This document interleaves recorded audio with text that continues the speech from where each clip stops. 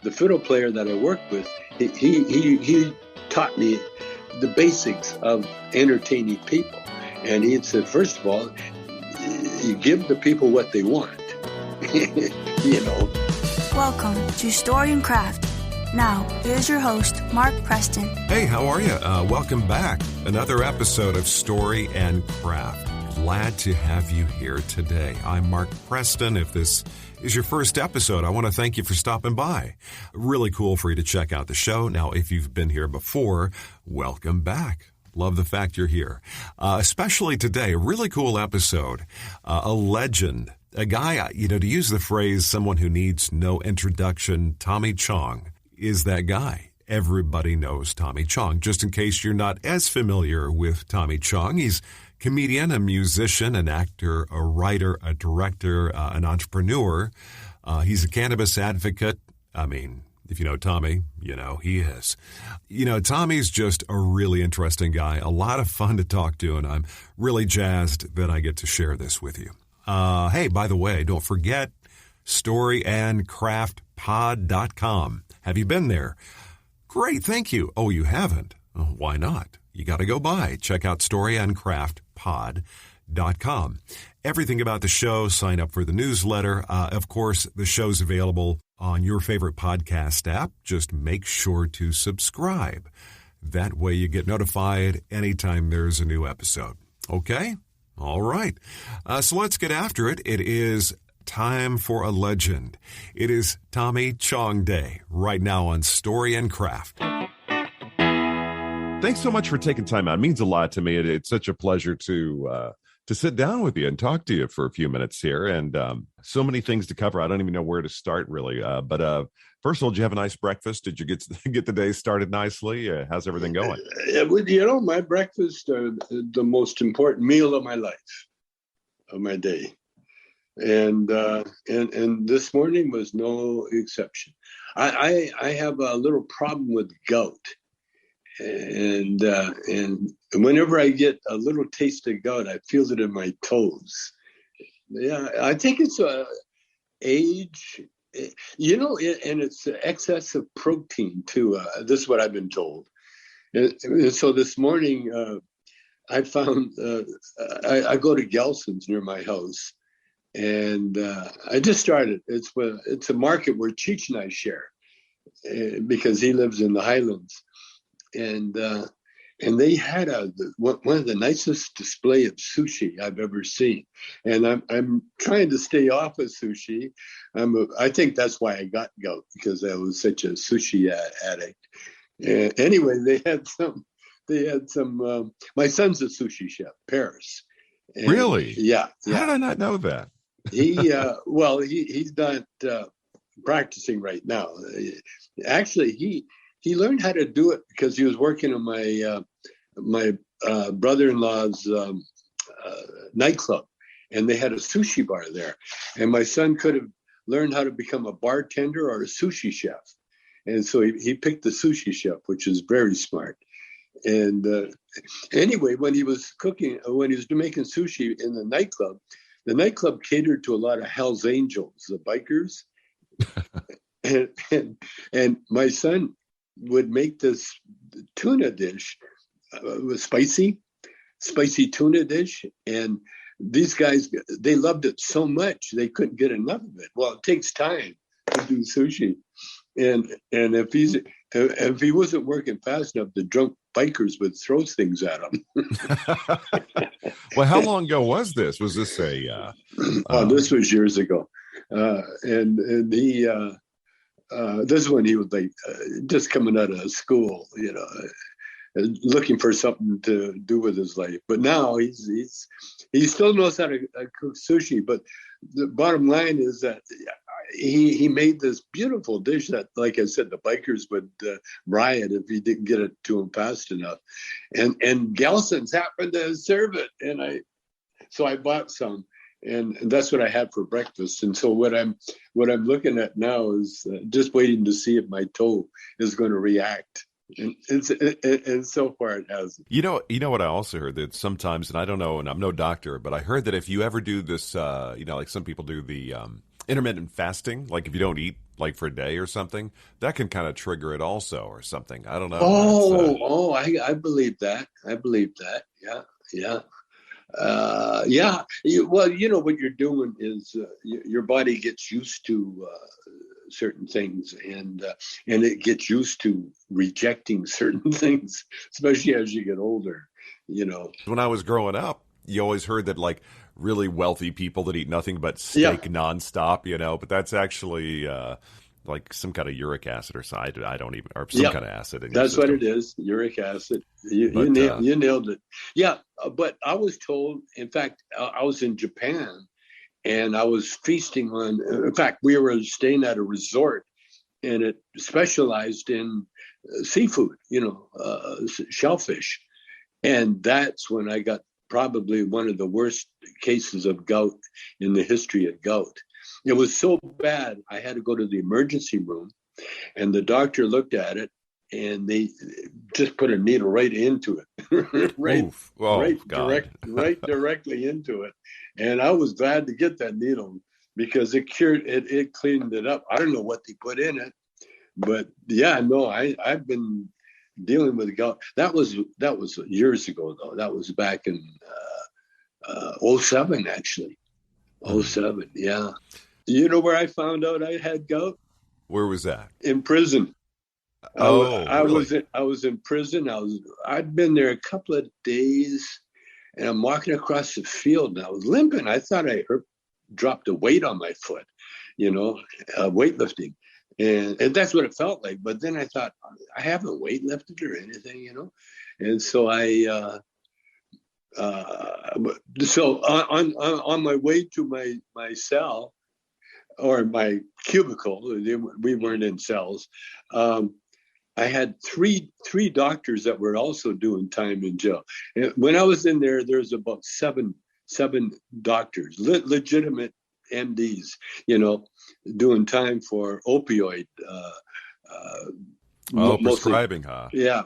Anyway, three of them told me I had gout before I got to my bunk. You got gout, And I did hear an interview. Now, when you were talking about you being, which I think is just such a travesty when you think about it, that you weren't, it was for paraphernalia. It wasn't even for it was just glass, basically. No, it was for being Chinese, actually. That's my assessment. No, Bush was looking for an excuse for to get the press off his ass during the Iraqi war that he started, and so they were going after the hippies like Nixon did back in the Vietnam days, and there was nothing going on, and so they came up with this bogus claim that the bong business was funneling billions of dollars into Al-Qaeda. billions of dollars into Al-Qaeda. And so when when you look at the profit margin on that, it's not, you're going, dude, there's no way. They went to great lengths. You know what? One of the things they did that was kind of cool, they embedded a financial expert into our company. Because this guy showed up all of a sudden out of nowhere, and he started showing my son, how to run the business more effectively. This guy really knew what he was doing. None of us did. I never knew. My son never knew. There was like, the reason we got in the bong business was that my wife and I were on the road doing comedy, and people would bring up homemade Chong bongs and to get them signed. And so my wife says, well, why don't we start manufacturing our own bongs, And so we started the Chong Bong Company. But with that, all the lies going on about making billions of dollars, the government, they embedded a financial expert who actually helped us get out of the red because we were operating so poorly that the guy couldn't help it. Wouldn't that be considered entrapment? I mean, basically, if they're big time. Yeah. Not only that, they filmed everything, and they had to turn it over to us. And so we knew that I was being followed, I was being filmed, I was going to all sorts of head shops, signing my bongs. And what they filmed was me admitting that the bongs weren't really for tobacco use only. That was their big deal. They got me to admit that the bongs were for marijuana. One of the questions I had for you was, I was thinking that, let's say Up in Smoke, you did that, was it like 78, roughly? I mean, 78 was the year, yeah. So would you say in 1978 that if somebody said to you, 44 years later, we would still be dealing with some aspect of a prohibition on cannabis products and all that? I mean, granted, it's, California, Oregon, I mean, there are places it's legal, of course, but would you think by now we would still be dealing with this big question of legalization? Well, hindsight is 2020, of course. So at the time, I knew. See, I started bodybuilding when I was quite young. I was 16 years old when I got into bodybuilding, and then I met some serious bodybuilders, and the first thing they did was make me quit smoking and change my diet, And but I realized over the years that the only substance that these healthiest people on the planet would do was pot, was marijuana. And they wouldn't let me smoke cigarettes. They wouldn't let me drink alcohol, but they had no problem with me getting high on pot. And so I knew instinctively, or, from that amateur research, that the healthiest people on the planet would smoke pot. So I knew. And so when we did Up in Smoke wasn't supposed to be a stoner movie. Up in Smoke, Lou Adler, our manager, our producer at the time, he was a record producer. He just wanted us to do Cheech and Chong's greatest hits of all the, put all our greatest hits, like all your comedy bits, basically. Yeah, all the comedy bits into a movie. Well, I don't work that way. We're very improvisational with everything we do, Cheech and I. And so one day one night I stayed home and I wrote a song called Up in Smoke. And then I sang it for Cheech and Lou the next day. And Cheech says, that's the movie. That's the title of the movie. Well, once it became the title of the movie, then we started writing it with the characters that we put in there. Because Cheech and I together, we did a couple of hundred characters, And so when I wrote Up in Smoke, then Cheech realized that the Chicano character, the lowrider and the hippie, they were the guys. They were what Up in Smoke was all about. And so that's how we went in that direction. But and what I wanted to show in the movie, and I did very well. I did it really well because I wrote the movie. There's a lot of talk that we never had a script. Yeah. No, you wrote. You also directed a few of your movies. Yeah. Right. I directed that one too, but I never got credit for it. Yeah. See, the way I've always operated is that I've always been in bands, and I've never been the best musician in any band that I ever played in. In fact, I got into music because I had the ability to back up a fiddle player. And I was 8 years old, and he found out I could play a guitar good enough to be able to back him up. And so my whole career has been helping other people in the music industry, So I became known as a good backup guitar player. And so singers would hire me to back them up. And that's how I ended up with a band. And that's how I ended up with a nightclub. But I was more the business guy of all the musicians. I wasn't that good of a musician. I'm a good musician, but I'm not dedicated. I had other interests, and my natural instinct was giving the people what they want. I could sense what the audience was looking for. And that came from when I was 8, 9 years old. The fiddle player that I worked with, he taught me the basics of entertaining people. And he had said, first of all, you give the people what they want. Don't switch and bait and switch. Being a showman is its own craft. Yeah, and he taught me, and he says, give the people what they want, and if they want the same tune over and over again, give it to them. And be glad to do it. And so he taught me that lesson, and so then at an early age of my life, I learned how to make people happy. That wasn't my plan, but it was my ability to be a solid backup guitar player for these guys, and that's what they needed, and that's been my whole career. And so when I got into like comedy, for instance, I was into comedy before Cheech. Cheech came later.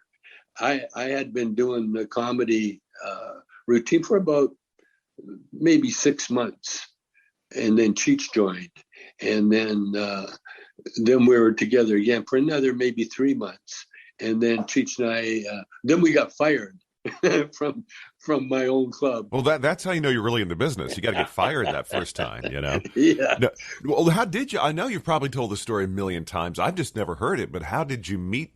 How did y'all two connect initially? Well, we had a after hours club, which was given to me, basically. I was the one that was interested in it. The band, we had a singer that was very flamboyant and not that good of a singer, but he entertained. And then we had other musicians that were just more or less into the music part. I was more into the business part of it, So when we got offered a nightclub, I jumped on all over it, Yeah. Now, is this in Los Angeles or? No, this is in Vancouver, Canada. Oh, that's right. Because aren't you from Edmonton originally? I was born in Edmonton and raised in Calgary, and I gotcha. Then I got deported to Vancouver. So we're in Vancouver.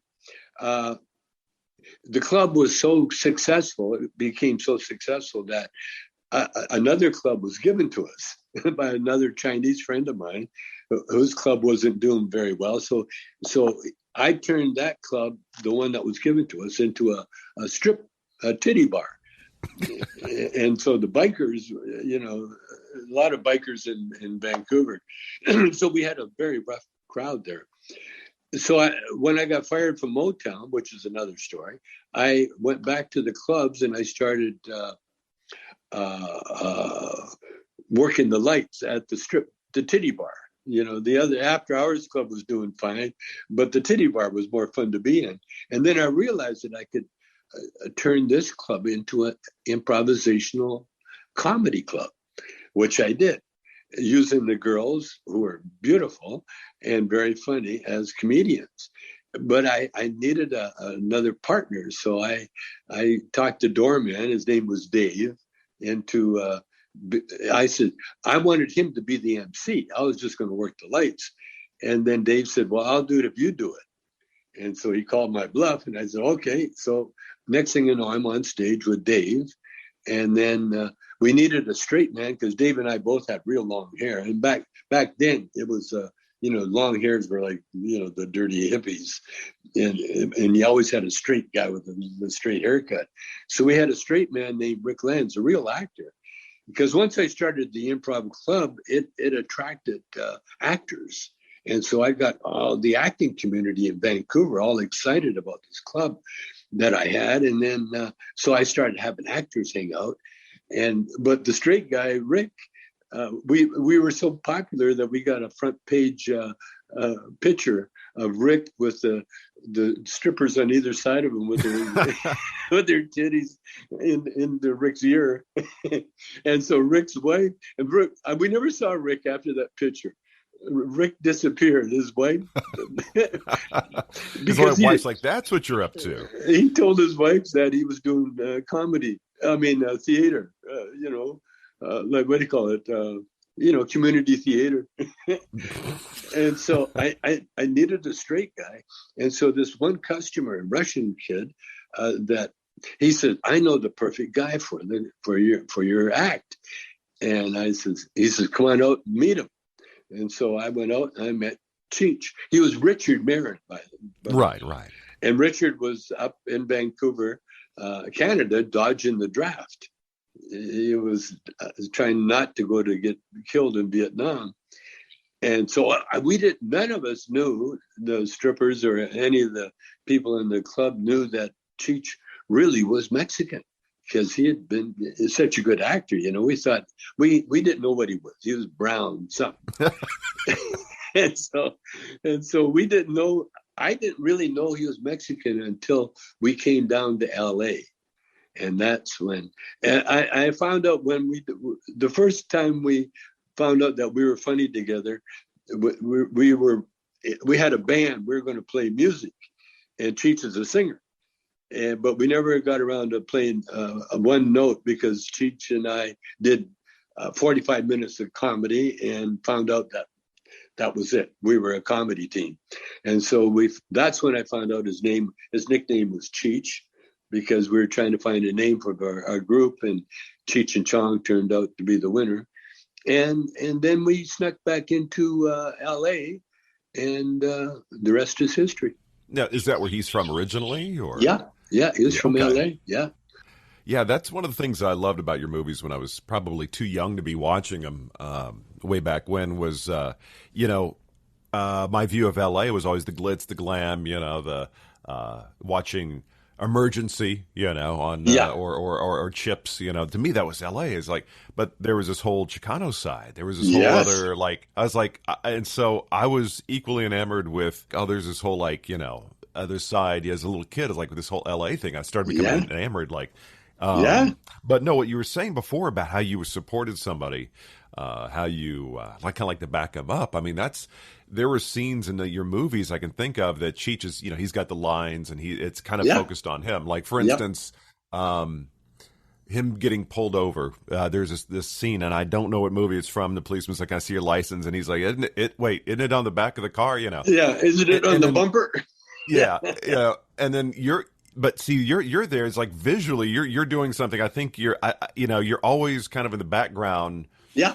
Doing something, you're supporting him, so it's not like you're just sitting there letting him, No, there's so much visual comedy that I think was just, he was the boisterous one, but but he had a lot of visual, like, this one scene sticks out in my mind. I don't know what movie it is. You're playing guitar in the house, and he's trying to get into the door. Apparently, you got so many monitors going, he can't get the door open, and he's like, I think grossly underappreciated physical comedians, I will say. You grew up in Canada. Now, your folks, when they saw the kind of mischief you're up to, did they understand it? Did they think it was cool? Did they think it was just ridiculous? What was your family thinking about your endeavor? Well, it was my dad really that encouraged me, because the party to play guitar. My dad really, he is very traditional Chinese, but he never spoke Chinese around the house. He never taught us anything. We were like his Caucasian family, because my mother was a very beautiful, I found out later was 25% native. But we always thought she was Scotch-Irish. And my dad was Chinese, of course. And so my dad, he treated us and mom and the family more like his white family, and he would, so when I started, when we did the nightclubs, my dad and mom, everybody came. My brother actually managed all the clubs, leaving me to go on the road, with the bands and everything else. So my parents, my dad, he was very traditional. He was in the Second World War. He didn't have to go. He was in Canada, and they didn't want Chinese in the war, but in the army, but he enlisted with his friends, and he was born and raised in Vancouver and Edmonton too, where he met my mother. But my parents were sort of, tradition, but they went along with me because when one of the kids is an entertainer, the whole world revolves around it. I remember my sister; she was a tap dancer. And she went on the road with the tap dancing crew one time, and we followed her. Well, actually, we drove her, and that's when I got a taste of the entertainment world, and so being an entertainer, I was lofted to a. Let me tell you a story about my uncle. My dad had a brother. Who I was named after, Tommy. My dad and my brother were opposites. My dad was, rough and ready to go to war. And he was a pool hustler at one time, He wasn't tall. He was 5'3", but he ended up being a big, distant truck driver, So he was a macho kind of guy, very macho, very tough too. But my uncle, Tommy, was an academic.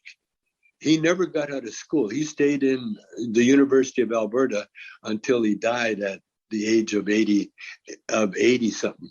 He was a diving coach, even though he couldn't swim, but he was a gymnast.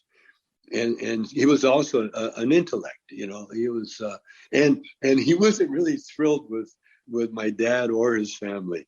Until I started getting written up in the movie section, and because I carry his name, all of a sudden I became his favorite nephew. Well, how many kids were in your family? How many brothers and sisters did you have? I had a brother and a sister. And my sister's still with us. My brother passed a couple of years ago. And and we were named after, my mother was she went the Chinese route when she met my dad. And she adopted everything Chinese. And she had 3 kids like my dad's family. There was my dad, Stan, and my uncle Tommy, and my Aunt Nellie, who I never met. She died before and my mother had 3 kids too, and she named them Stan, Tommy, and Nellie. And, yeah. So about what year? Was it 1969, 1970-ish roughly? Is that when you came to LA? We came to LA. Yeah, it was actually 19. You named it right. We did 1969 in Vancouver.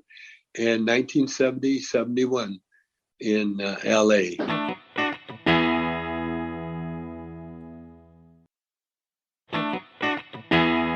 And 71 was when we put out our first album, our first record.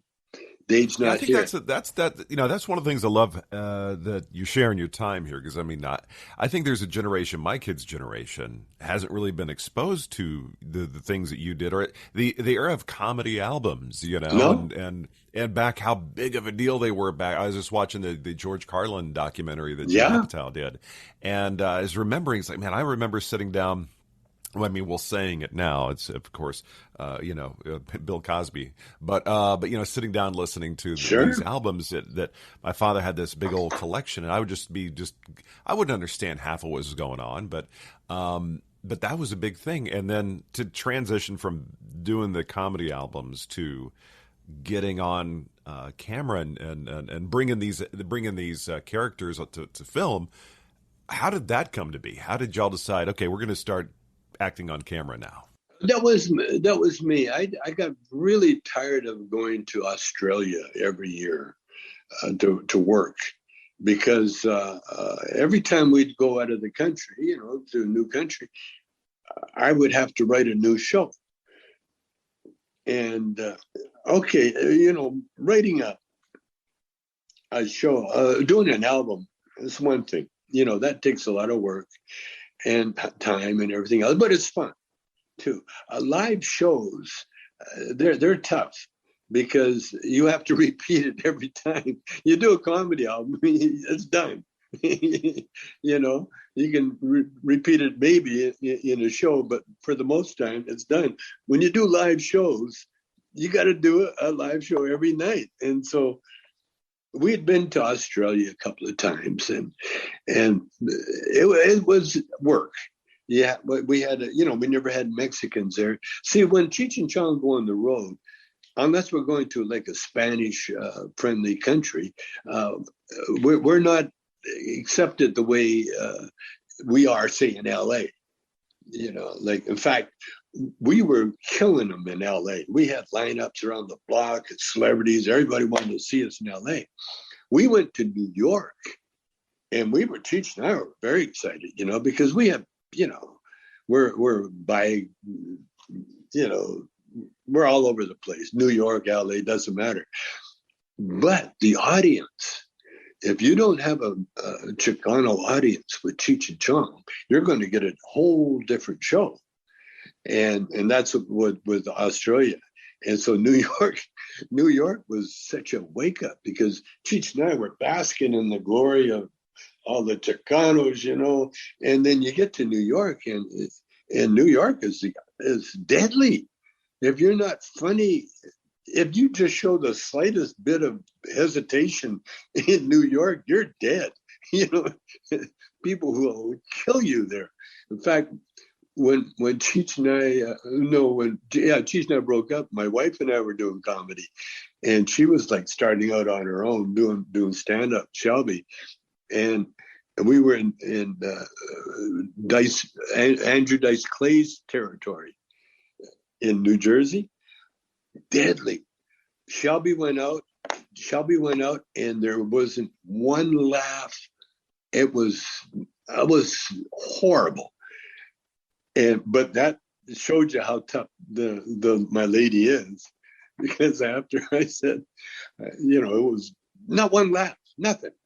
Usually they're polite enough to give you an applause or something, but they just, that's the way Andrew Dice Clay's crowd were, just like, they're horrible. They're like Trumpies, and so we ended up, so she never got one laugh, and she's walking up, and in my mind I said, well, this will either make her break her, and so I said to her, as I went on stage, I said, pretty tough, huh? And she said, F them.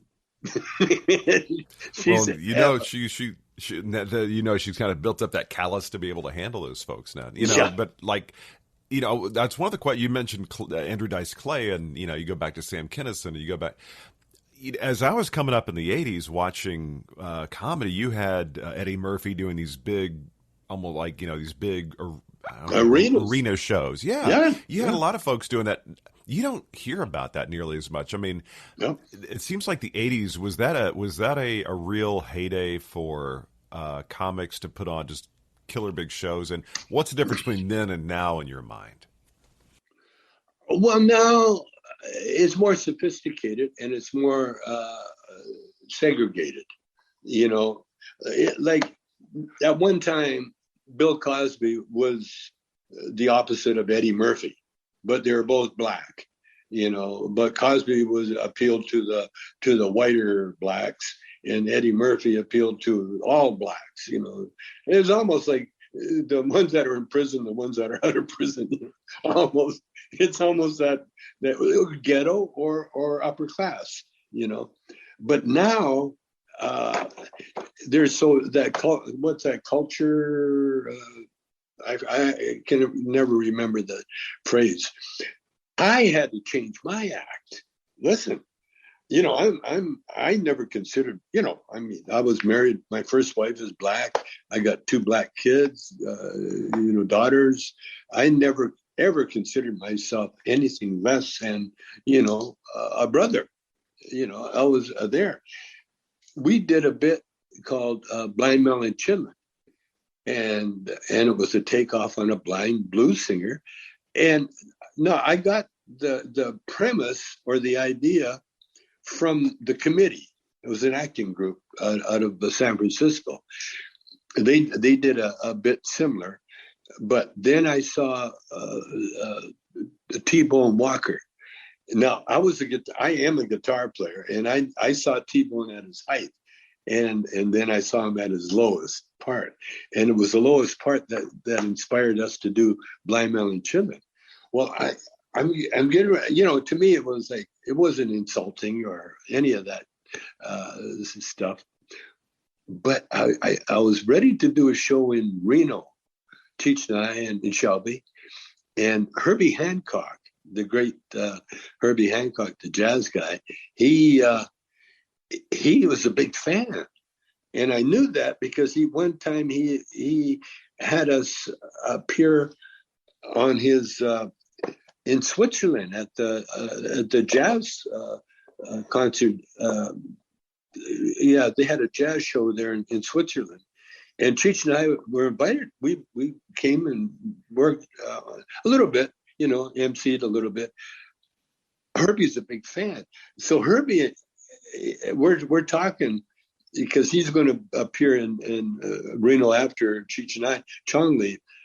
And then Herbie, he said, it was kind of like a serious, it was a serious discussion. He was trying to get to me about my Blind Melon Chillin' bit.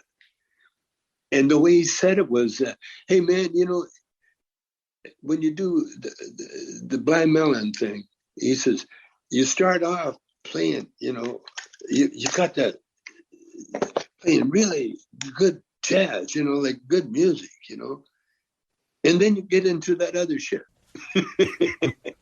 He's like, well, you mean the thing I do for a living? Yeah. Yeah. But when he said that, I looked at him. No, I respect jazz guys more than, to me, they're the real spiritual leaders of the country. Yeah, indeed. And so it really struck home. And so even though I did Blind Melon Chillin' after that, I changed the act. See, when Cheech and I did it, it was all visual. He was too drunk to really play. And so he just did all these visual funny things that were very funny and would get the crowd on the floor laughing.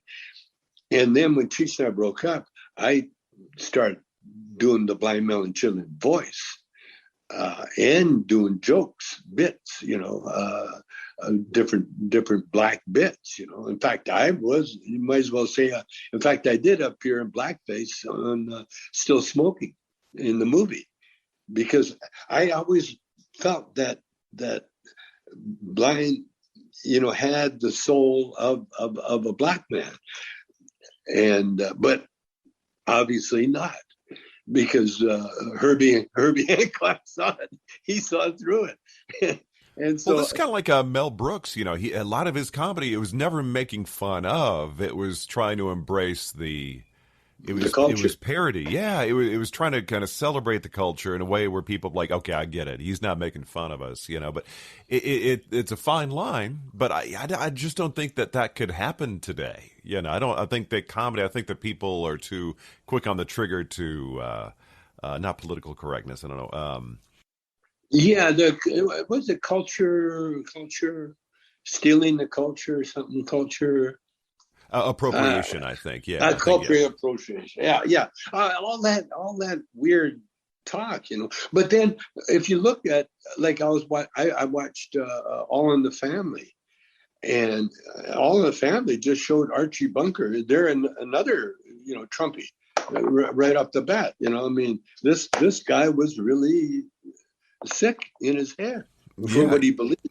But it was parodying that guy. But you're also empathetic, and I think that's great acting and great comedy. Is you can be empathetic to the ridiculous one. You can kind of, he's like, all right. But when you had the offshoot, which is the Jeffersons, the interaction he had with his name escapes George. Me. Yeah, George. Yeah, the interaction that they had was just like they're going at each other, which is in its own way kind of funny because they're both being real from their own perspective, Yeah.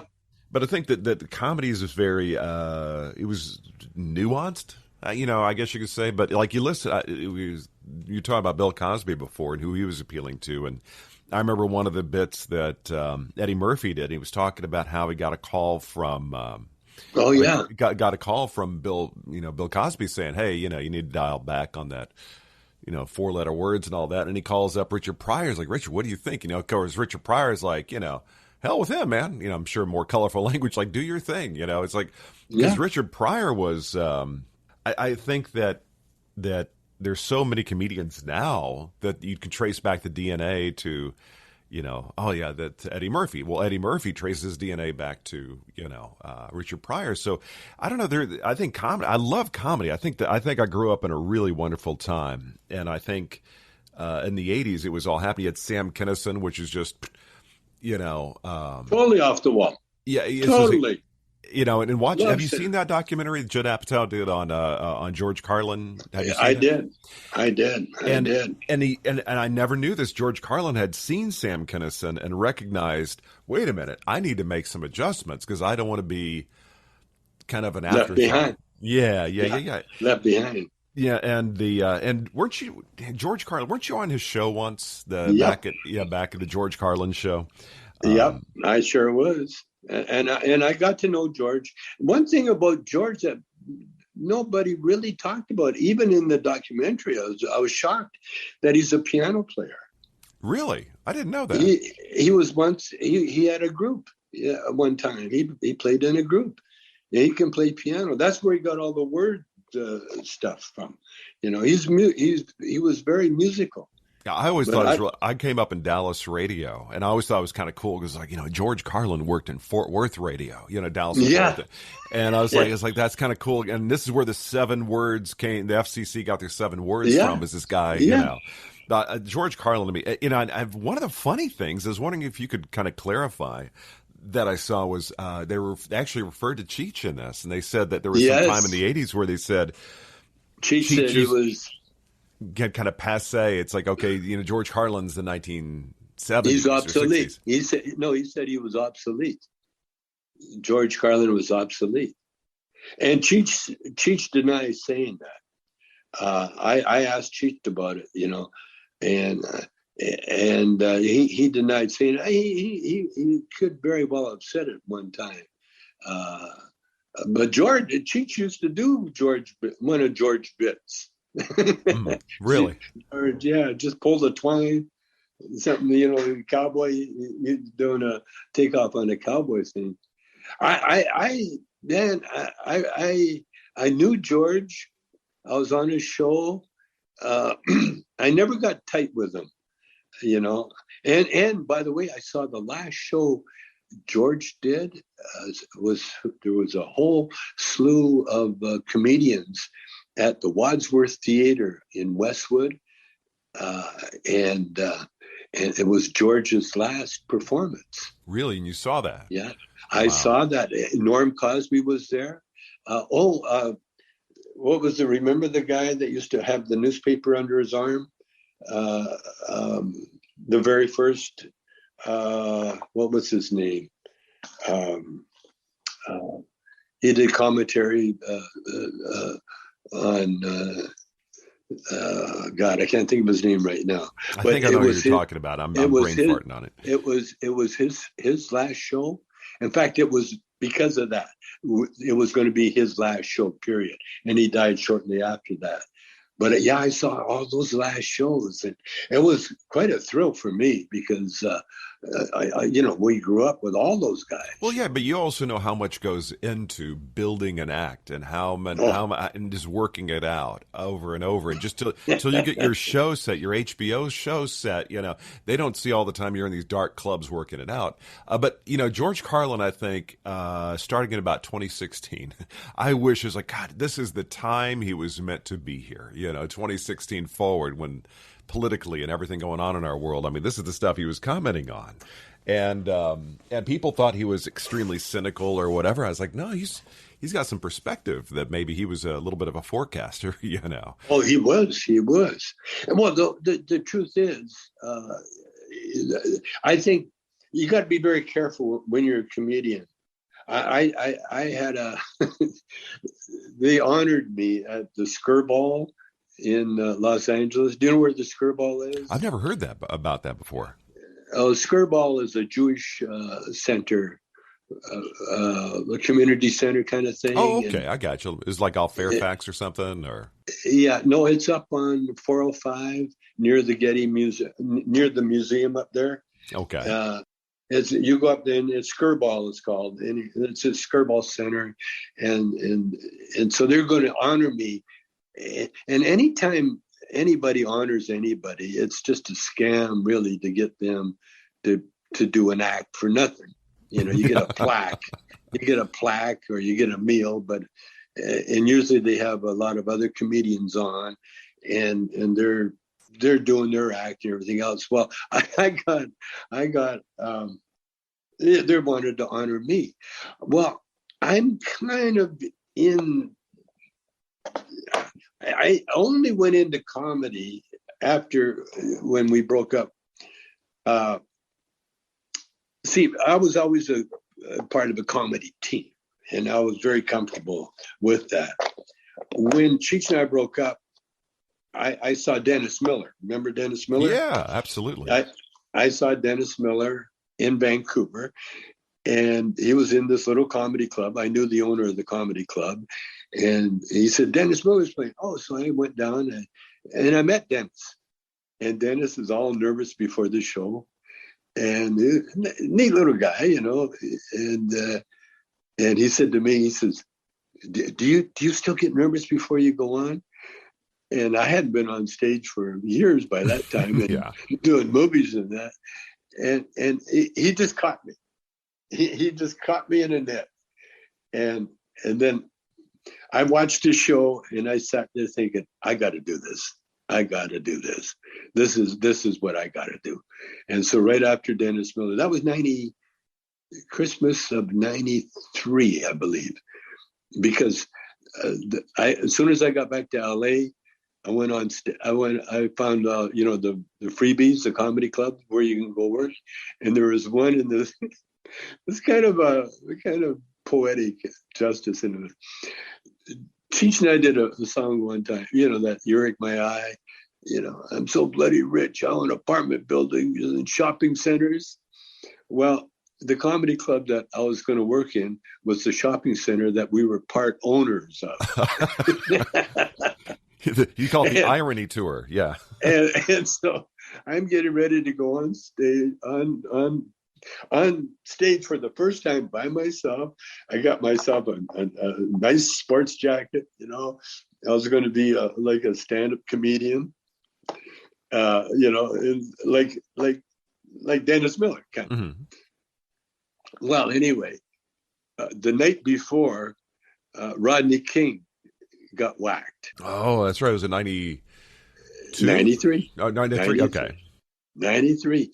And that happened the night before. So I saw it, and then so I wrote down a few bits about it. And when I went on stage, that was the first thing I did, was talk about the Rodney King beating. And I said, it's funny how mothers, it doesn't matter why you're on TV, mothers will get excited just seeing their son on TV. And I say, I could just visualize the cop's mother, saying, "Oh, that's my boy. See the one that was beating? That's my boy. Look at him. Oh," and it got you laugh. Yeah. And I got a few chuckles. But the first thing a guy said after I did that bit, "Hey, where's Cheech?"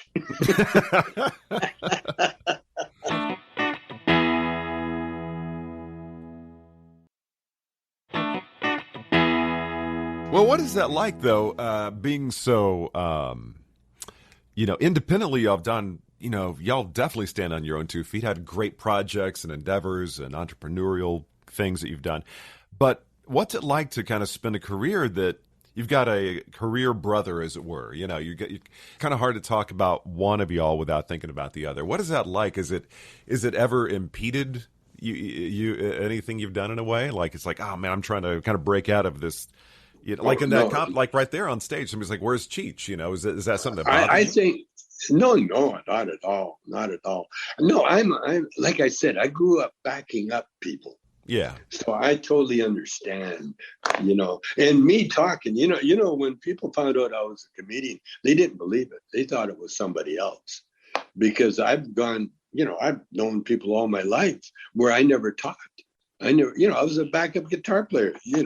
I had nothing to say except and whisper. What chord are we in?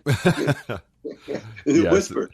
He wanted to do more acting stuff. He was, he was on a more, like, I want to say straight as opposed to, No, you're but right. he's one of, non-comedic necessary, maybe he was playing the kind of funny guy in it. But after that happened, what was kind of your what were your endeavors? What were you up to at that point in time whenever he was doing his thing? I was really on a roll because I had directed, I wrote and directed. What happened when we got screwed out of the Up in Smoke money, which was a good thing, because had we cashed in, we probably would not have done what we did, Mm-hmm. And so it kind of made you hungry, I guess, right? Yeah. So it kept us in the game. So I don't. The thing that really bothered me was when. Like you said, Cheech got all the lines. He was the lead guy. Like the lead singer. I was a backup the guy. But when he had a chance, and I wrote most of the bits, but when he had a chance to write something just for Cheech. That's all he did. He just wrote it for Cheech. He never included Chong. And I'm talking about Born in East LA. Mm-hmm. Oh, See, yeah. Born in East LA was a takeoff of Bruce Springsteen's song, Born in the USA. Yeah. While Cheech turned it to Born in East LA, which is fine. It was great, except when it came to put my part in, he never had a part for me. And then he says, "Oh no!" I called him out on it, because he was telling me, he wrote the song "Born in East LA." I said, "Oh, great!" No, that's for him. But then he it was Cheech and Chong at the time, so he put it down. It was written by Cheech and Chong, and everything is Cheech and Chong, except the performance. And so I said to him, "Well, where's my part?" He said, "Oh, you play a cop." Well, to me, that's one of the biggest insults you could do, unless you add the comedy part. Okay, you're a cop, but here's your comedic role. Yeah, where his focus is very narrow about how he's going to become you're thinking globally. You're thinking about the whole project as. That's the way I thought about everything, the movies, everything.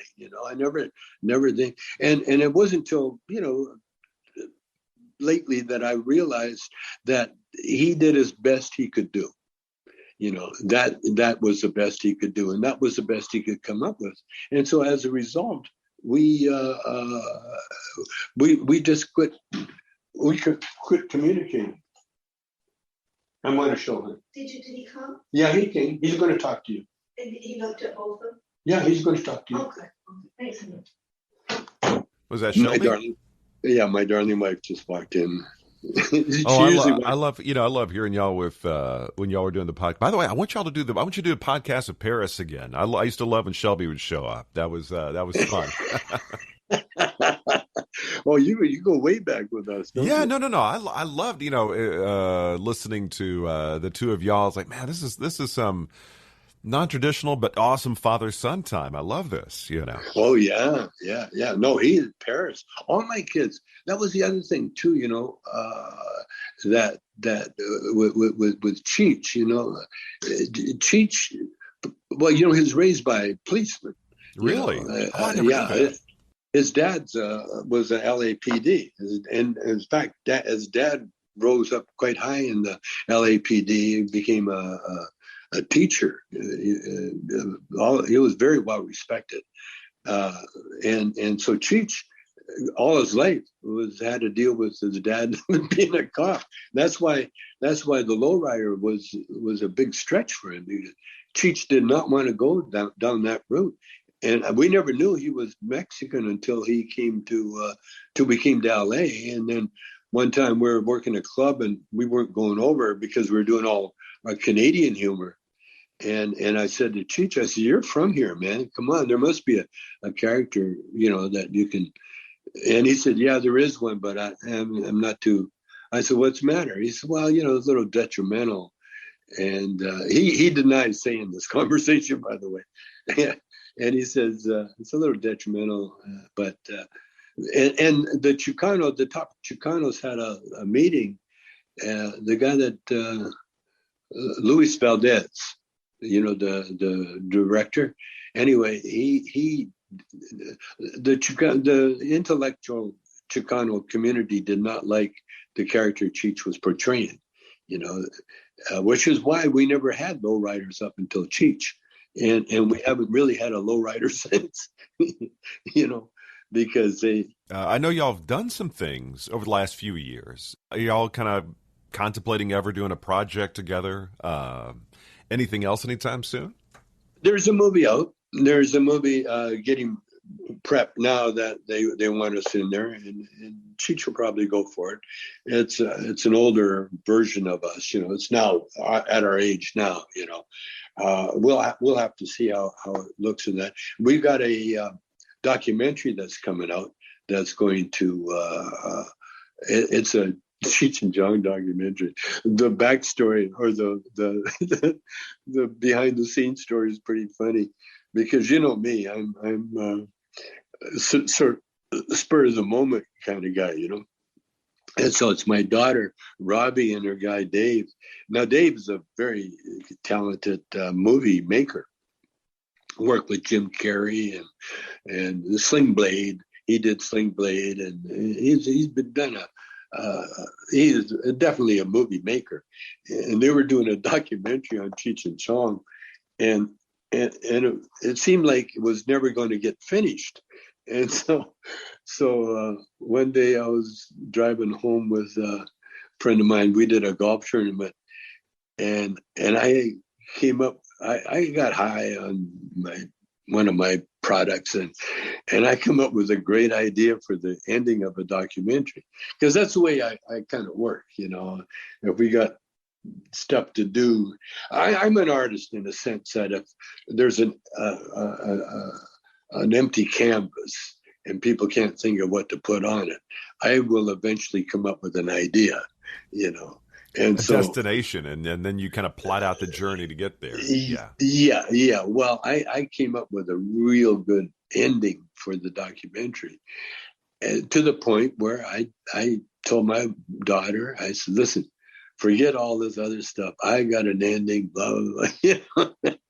The director comes back. Yeah. Oh my God, that caused such a riot because I am the guy. They're doing a thing. I do have the power if I wanted to.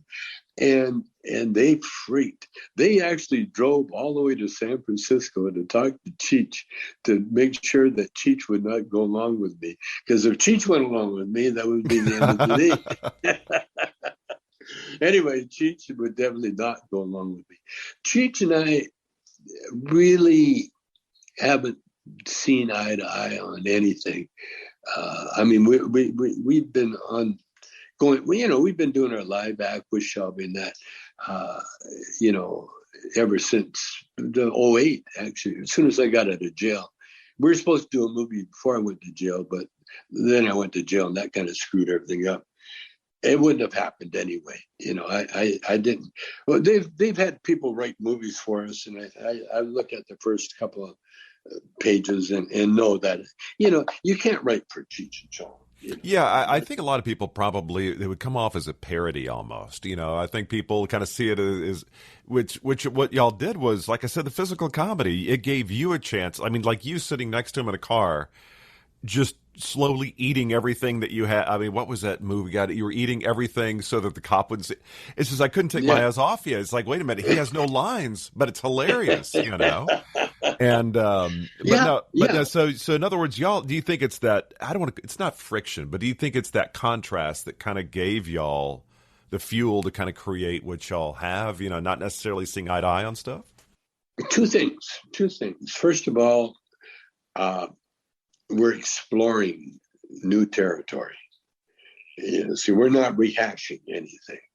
See, a lot of movies are rehash, remake, redo, da-da, because then you know who the guys are and what the end result's going to be. And it's a safe choice for a lot of people, especially, I mean, just look at all the remakes they're making in movies these days. Yeah. That's what I'm saying. They understand, they know all the moves, the dance, and everything else. Cheech and I invented a new style of comedy that only Cheech and I can perform. I can't do it with anybody else.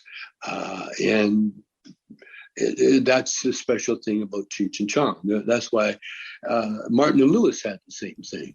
Yeah. It was a very spontaneous. In fact, Jerry Lewis gave me one of the best compliments ever. He said, when they said, they don't have comedy teams like you and Dino. And Jerry said, oh, yeah, they do. He said, Cheech and Chong. Yeah, and the thing is, Jerry Lewis, even though he played the kind of the goofy guy, he was the one really meticulously crafting those acts, and really Dean Martin was the one to show up and be Dean Martin, That's right, and do his lines and do his things and be the handsome guy. No, I really respected Jerry's filmmaking. In fact, I used his technique. He was the first to use video. Yeah, he was the first one to kind of do that, kind of video monitor idea, so you could actually do. Yeah. He was. Isn't that crazy to think Jerry Lewis did that? I mean, it's like the most common thing now, but Jerry Lewis, before him, nobody did that. Yeah, I was the second. The second to do it. Yeah, because when we did next movie, I hired a video guy, and the DP, King Baggett, was pissed off. Oh, really? He did not. He didn't want me. Cameramen, they're like dogs. They don't want any other dog on the set. But if you're in the scene, you've got to see playback to see if it worked. But guess what? King Baggett ended up almost marrying Eric Wooster, my video guy. I would go to see the scene, and King Baggett would be in there first. King was in there late bunches because King he's not worried about the performance. He's worried about the lighting. Yeah, lighting, composition, and all that stuff. Yeah. Oh, King loved it after that. And now, in fact, you don't even use a film camera anymore. You just use video. It's all video now. No, Jerry was an innovator in that sense. And the thing is about Jerry knew too. See what happened with Jerry and Dean. Jerry kind of took over, and that's what happened with Cheech and I too. Because once you become a film director, that's like being anointed God. Everything depends on what the director says. Yeah, and everything's sitting on your shoulders as well, because if something fails, it's all on you. Yeah. I got so hooked on that Cheech, and I just when we started having separate dressing rooms, because up until then we always shared the dressing room, and because when we're in the dressing room, we could talk, we could write, and I could tell Cheech, give Cheech, direction, because with Cheech, all you have to do is he's like an encyclopedia, because he can memorize so many things. And so I just show Cheech a direction, and Cheech gets it right away. Boom. Oh, no, I know what you mean. And so when we weren't, see what happened with Lou Adler after Up in Smoke, we got, I directed and wrote right up to the end. And then Lou Adler says, because he's a director, and I found out now that he wanted to take all the money too. So he, at the end of Up in Smoke, he kind of barred me from the set, and I said, are you ready? And they said, oh, no, we've already shot that. And I said, oh, because usually they call me in, to make sure everything was right. I was really the director. Then Lou took over, to the point where Lou says, okay, I got a good idea. Yeah, working on the ending. We got enough. Like Lou was the kind of producer that we run out of money, stop everything, and we're finished. Just really, that's one. Instead, it's like it's kind of like money's done. Okay, cut. It's wrap. We're done. So what happened? I backed down, and they edited the movie. They being Lou and Lou Lombardo, the editor, and that.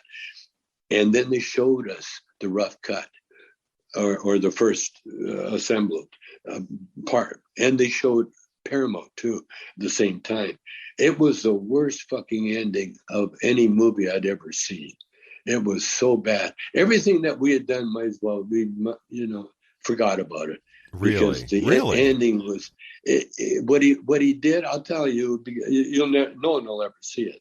But what the ending was that Lou came up with was that it was all a dream, and that when we were at when we were stopped on the PCH, and that's where everything after the PCH was a dream, and we were sort of somehow, and Stacy shows up as a uniform.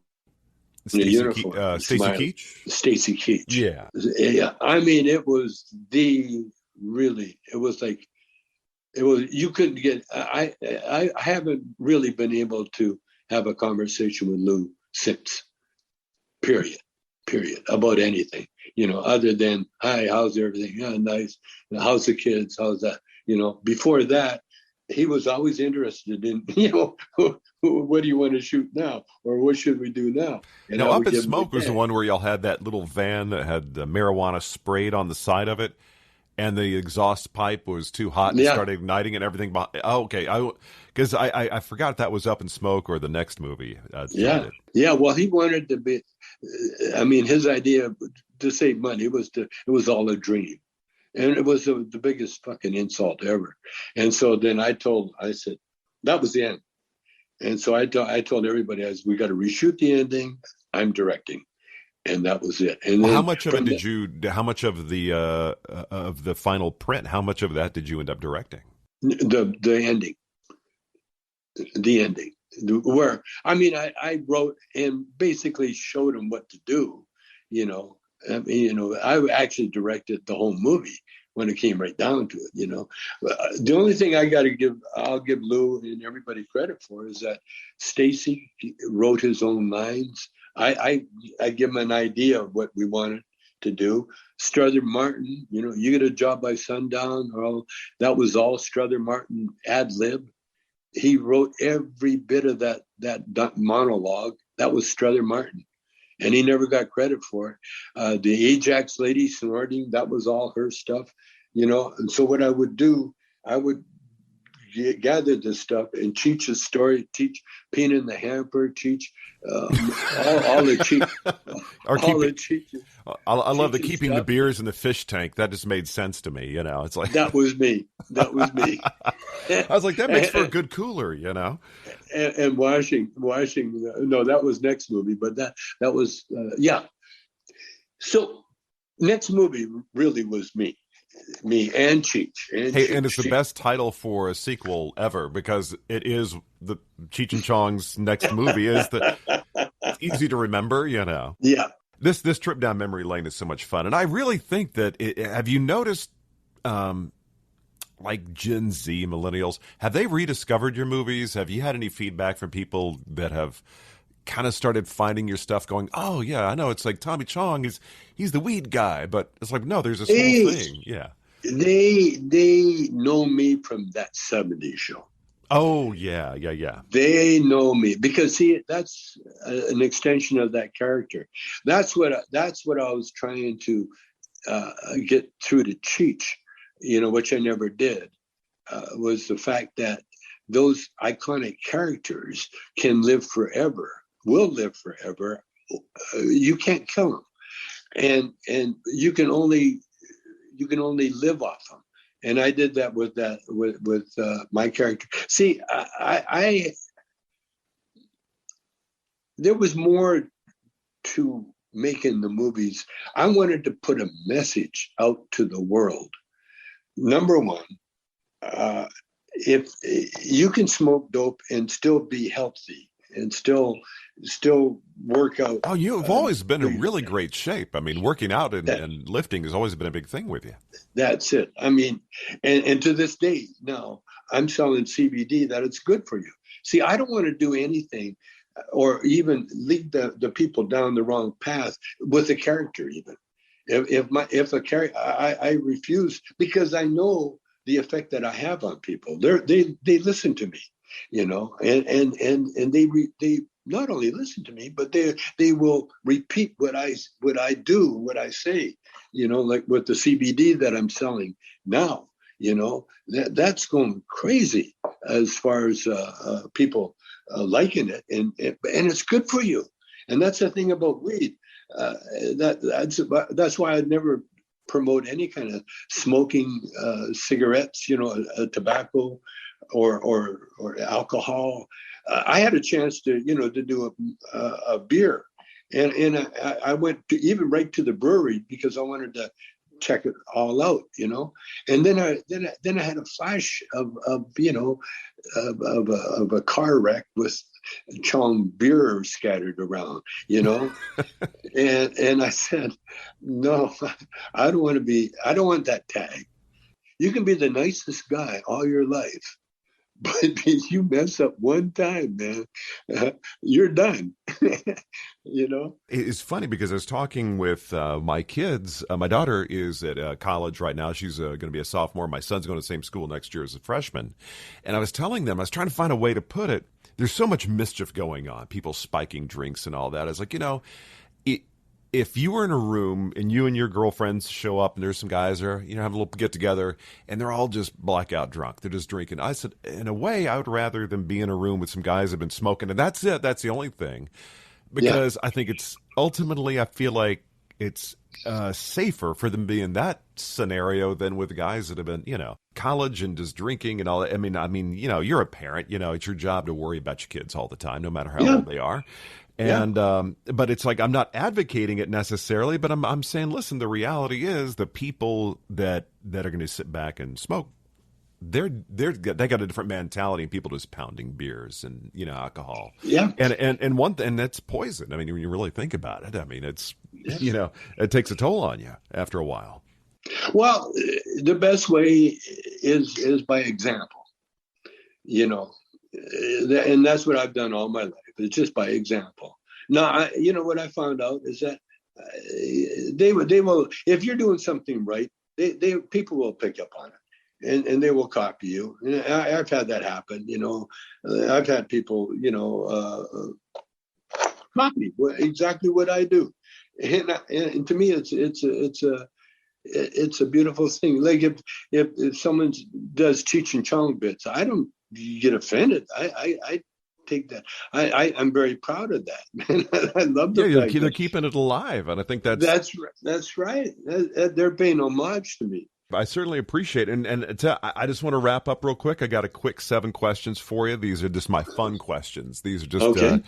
I always wrap up every interview with it. First one is, what is your favorite comfort food? That thing that's like you love snacking on it, or you just kind of go to it. It's just, you know, you always have to have it around the house. Well, I guess croissants. Croissants? Well, that's toasted croissant is my favorite. Yeah, my oldest daughter loves those. Yeah, those are tasty. Little butter, little few calories in there. Oh, toasted. Oh, I love it. Now, if you're going to sit down, next question, 3 people, you're going to have a cup of coffee. You're going to be talking story for a while. Who would those 3 people be, living or not? You know, if you could sit down and spend a few hours just talking about life with 3 people, who would it be?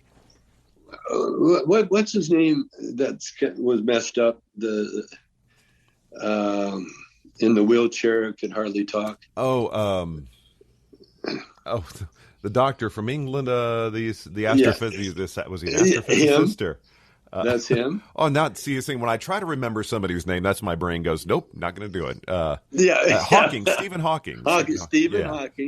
Stephen Hawking. Moses.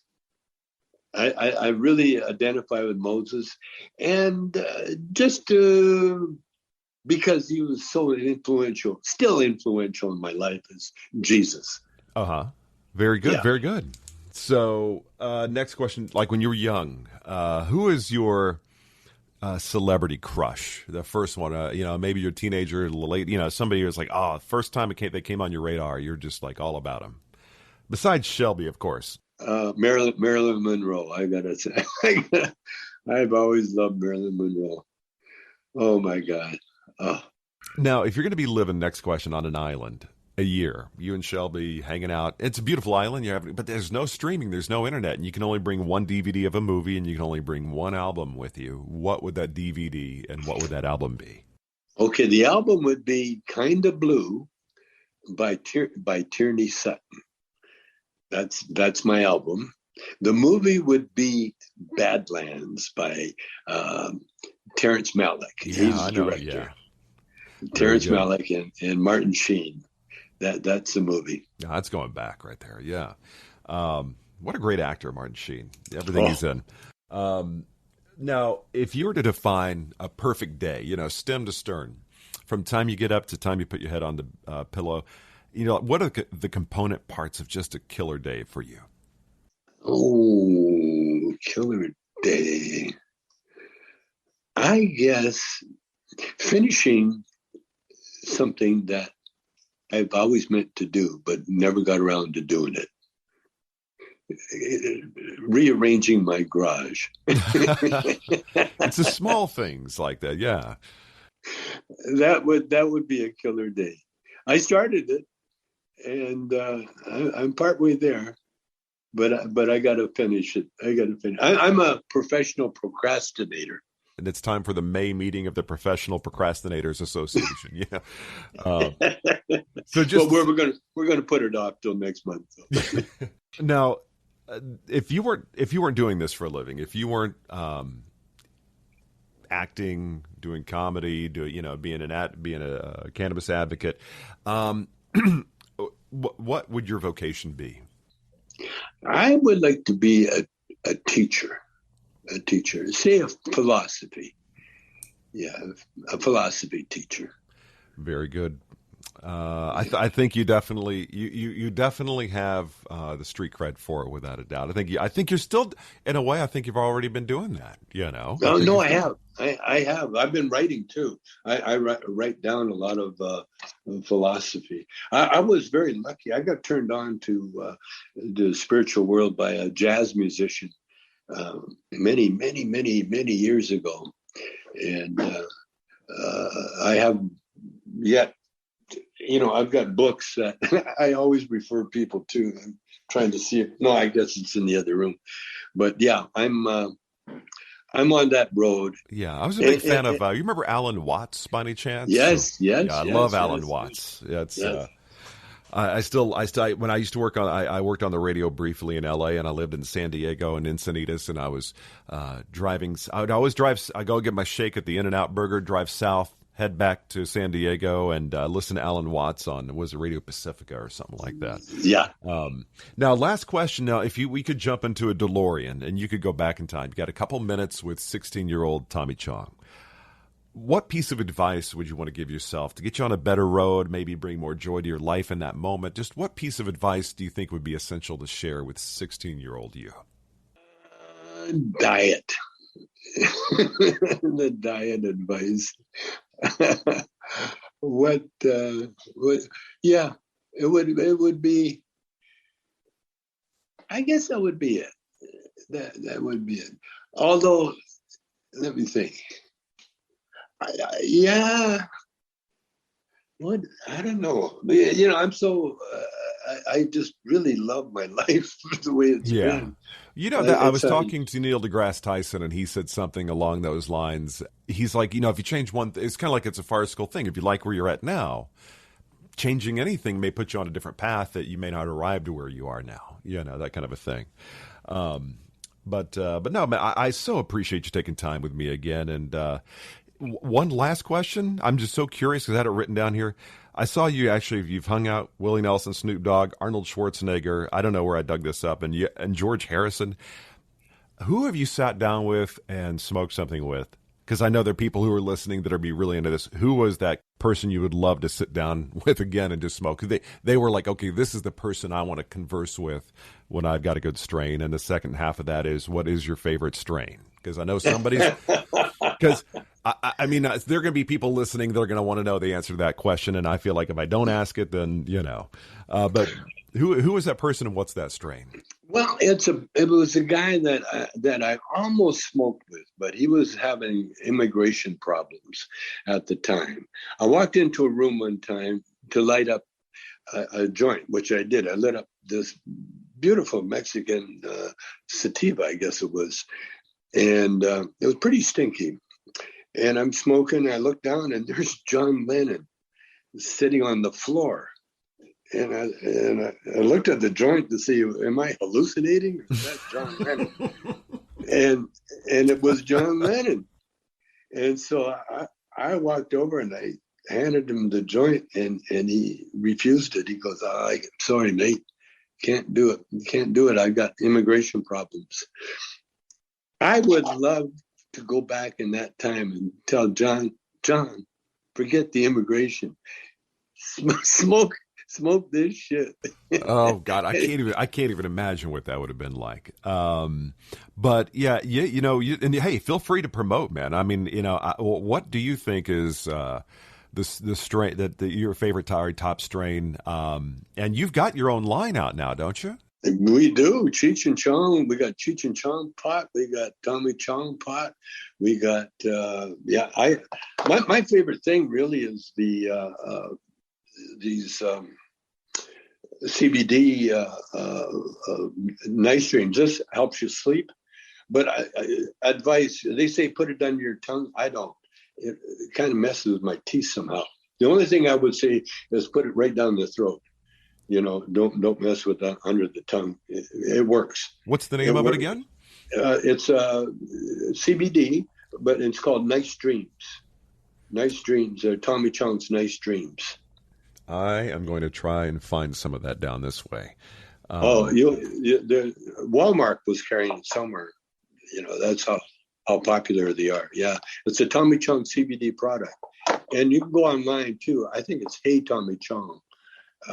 Or something, but Tommy Chong CBD, you'll find it. Very good. And what strain are you recommending right now? Well, there's we got a strain called Labrador. It was from one of our bits. What am I smoking? Oh, Labrador, man. Yeah, my dog. I remember that. Yeah, so we got a strain out called Labrador. Oh, wasn't it because the dog pooped or something, and the weed was in the poop? No, the dog ate my stash. It took me I had to follow around for a month before I got it back. Oh man, well, Tommy, man, thank you. This has been I know my 13-year-old self is going, dude, this is awesome. You know, it's just such a pleasure to sit down with you. I'm glad, man. Give Paris a hug for me. What a mensch she is, and I will. Well, my friend, you have yourself a great rest of your week and weekend, and hopefully we'll catch up down the line. I really enjoyed talking to you, dude. Well, there you go, Tommy Chong, a legend. And a really cool guy to sit down and talk story with. What a really cool career he's had, and some cool insights, some things I didn't even know about Cheech and Chong and kind of how that came together. And I tell you, this was fun for me and my inner 13-year-old self. Hopefully it was a lot of fun for you as well. Don't forget, storyandcraftpod.com. That is the website. Everything about the show is at storyandcraftpod.com. Thank you very much again. I want to extend my warmest, fuzziest, big hug, heartfelt thanks for checking out the show. Just make sure to subscribe. You get notified every time there's a new episode. And I don't want you to miss one because we got some cool guests coming up. All right, have a great rest of your week or the weekend. A great morning. Maybe you're doing something in the afternoon, or just a great evening. Wherever you are listening and whenever you are listening, I hope you make it a really, really cool day. All right, I'll talk to you next time right here on Story and Craft. That's it for this episode of Story and Craft. Join Mark next week for more conversation right here on Story and Craft. Story and Craft is a presentation of Mark Preston Productions, LLC. Executive producer is Mark Preston. Associate producer is Zachary Holden. Please rate and review Story and Craft on Apple Podcasts. Don't forget to subscribe to the show on Apple Podcasts, Stitcher, Spotify, or your favorite podcast app. You can subscribe to show updates and stay in the know. Just head to storyandcraftpod.com and sign up for the newsletter.